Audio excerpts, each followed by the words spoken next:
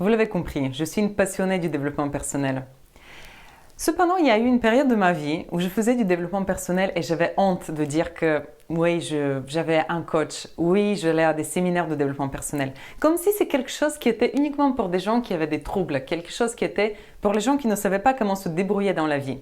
Et je voulais le cacher, je ne voulais pas avouer que j'étais celle qui avait cette idée d'aller se former auprès de quelqu'un pour comprendre mieux comment la vie marchait. Comme si c'était tout à fait normal qu'on ait avec la notice d'utilisation de la vie et qu'on savait comment utiliser ce corps humain qui nous est donné, cet esprit avec toutes ces pensées complexes qui s'enchaînent et ces émotions qu'on a des fois peur d'y toucher comme si c'était de l'électricité. Alors, pour me sentir plus à l'aise avec mes choix, je me suis penchée sur la question d'où est-ce que le développement personnel part et qui est le premier coach réellement.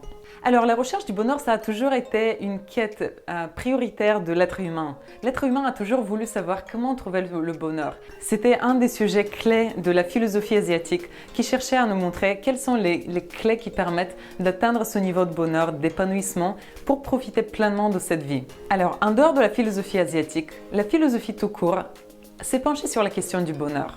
Mais alors, c'est quoi le problème? Pourquoi ça fait autant de siècles que l'être humain n'arrive pas à atteindre ce bonheur?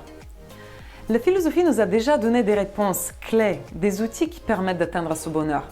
Cependant, peu sont les gens qui ont réussi vraiment et pleinement à appliquer ça dans leur vie. Pourquoi? Tout simplement parce que la philosophie, c'est une discipline qui est complexe. Ça demande une pensée qui est capable d'aller affronter une idée et son contraire à la fois, ce qui n'est pas évident, encore moins quand on cherche à l'appliquer dans notre propre vie. Et donc, la philosophie s'est restreinte à un cercle de gens qui étaient élus de la société, qui étaient capables de comprendre les concepts philosophiques et les appliquer, ou bien qui étaient capables de payer un philosophe pour les guider et leur donner des conseils, comme c'était le cas notamment des grands dirigeants des sociétés anciennes. Alors, qu'est-ce qui se passe aujourd'hui? On est toujours sur la même question. On cherche toujours à répondre qui est-ce qui amène le bonheur dans la vie d'un être humain et comment l'atteindre. Sauf qu'on a changé quelque chose. On est passé de la philosophie au développement personnel. Aujourd'hui, le développement personnel, c'est l'outil qui nous permet de rendre les concepts philosophiques plus simples et de pouvoir voir comment ça s'applique dans la vie de tous les jours. Comment ça a commencé? Ça a commencé par Socrate qui, autour de 400 ans avant Jésus-Christ, qui commençait déjà à instaurer le questionnement socratique. C'était une succession de questions qui avait pour but d'amener l'accouchement de l'âme, de permettre à la personne de mieux comprendre ce qui se passait à l'intérieur d'elle-même. C'était juste un suivi logique des questions qui permettait à la personne de dévoiler sa pensée et la décoder pour mieux comprendre où est-ce que ça bloque dans sa pensée et qu'est-ce qui amène au mal-être qu'elle vit. Alors, le travail de Socrate a été continué par le travail des 3 philosophes de la joie, notamment Spinoza, qui est venu pour nous dire qu'on n'est pas libre et que c'est un chemin à faire vers la liberté. Et que ce chemin passe par le développement d'un sentiment de discernement. Savoir discerner, distinguer entre un choix qui est bénéfique pour nous et un choix qui n'est pas aussi utile pour nous. Et pour pouvoir discerner, on a besoin de se connaître. Parce que le discernement repose sur savoir ce qui monte notre puissance à l'intérieur de nous et ce qui la descend.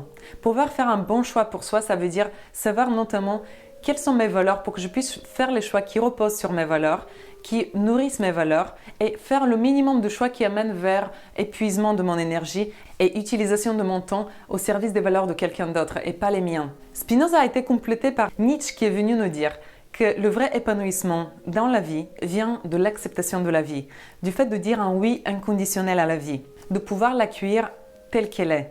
Surtout avec la partie souffrance qui fait partie de la vie, d'arrêter de vouloir rejeter la souffrance, mais tout simplement d'essayer d'apprendre à mettre un nouveau regard sur la souffrance pour qu'elle puisse faire partie de notre vie de manière naturelle, sans résistance, sans douleur, juste telle qu'elle est. J'accueille la vie telle qu'elle est.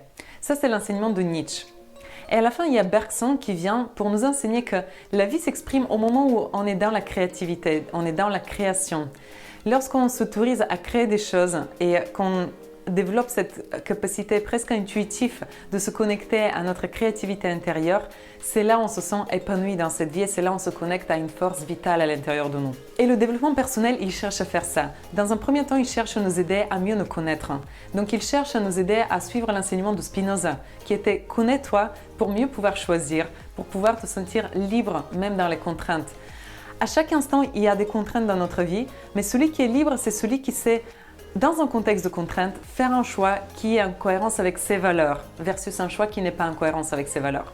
Ensuite, le développement personnel, il nous enseigne à comment mettre un nouveau regard sur la souffrance. Comment apprendre à aimer la vie, même quand elle est dure, même quand ça pique. Quel nouveau regard poser sur les questions qui font mal.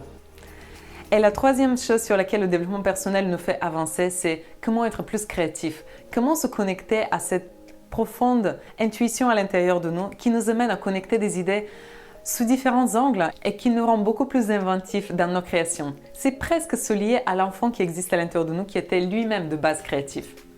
Donc voilà comment le développement personnel nous aide aujourd'hui à appliquer la philosophie d'hier qui était destinée à une minorité de gens, les élus de la société. Aujourd'hui, on popularise la philosophie pour la rendre accessible à tout le monde, pour que tout le monde puisse appliquer les enseignements qu'on a déjà découverts d'il y a des siècles de l'humanité, pour qu'on puisse les appliquer et les mettre en place dans nos vies quotidiennes.